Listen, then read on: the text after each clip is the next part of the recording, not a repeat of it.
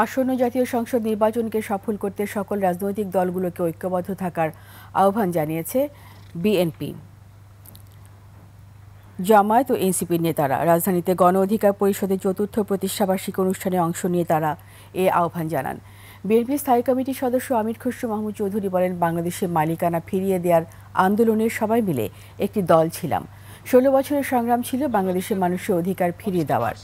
আগামী জাতীয় সংসদ নির্বাচনের সকলে অংশগ্রহণের মধ্য দিয়ে ঐক্যবদ্ধভাবে নির্বাচিত সংসদ ফিরিয়ে আনতে হবে।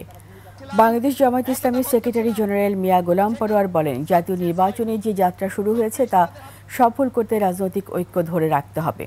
আর জাতীয় নাগরিক পার্টি এনসিপির সদস্য সচিব আক্তার হোসেন বলেন, বাংলাদেশকে রক্ষা করতে হলে দেশের প্রশ্নে সবাইকে এক থাকতে হবে। আওয়ামী লীগের পাশাপাশি জাতীয় পার্টি যাতে আগামী সংসদ নির্বাচনে অংশ নিতে না পারে সে বিষয়েও সিদ্ধান্ত নিতে হবে।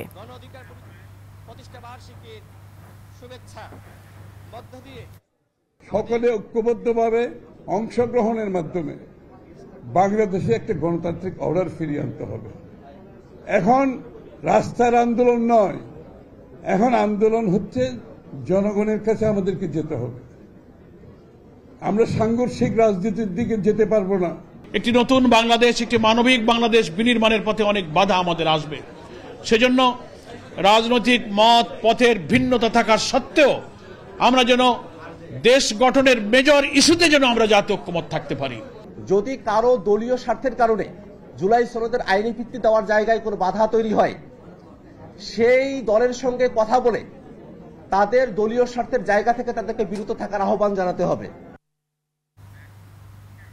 জোট করলেও ভোট করতে হবে নিজস্ব প্রতীকে। গণপ্রতিনিধিত্ব আদেশের এই সংশোধনীর সাথে একমত নয় বিএনপি।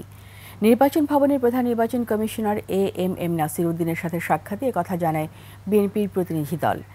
জোট ও দলীয় প্রতীকে ভোট নিয়ে নতুন সংশোধনীতে আপত্তি জানায় দলটি। কোনো রাজনৈতিক দলের পক্ষ থেকে এই সংশোধনের প্রস্তাব ছিল না উল্লেখ করে আগের অবস্থা বহাল রাখার জন্য বিএনপির পক্ষ থেকে সিইসিকে চিঠি দেওয়া হয়েছে। উপদেষ্টা পর্যায়েও চিঠি দেওয়া হবে।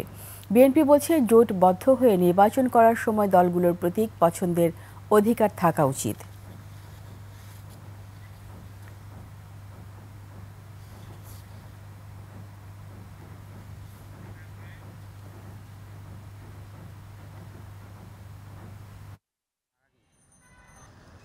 কাল করলো না, ওই যায় কাবু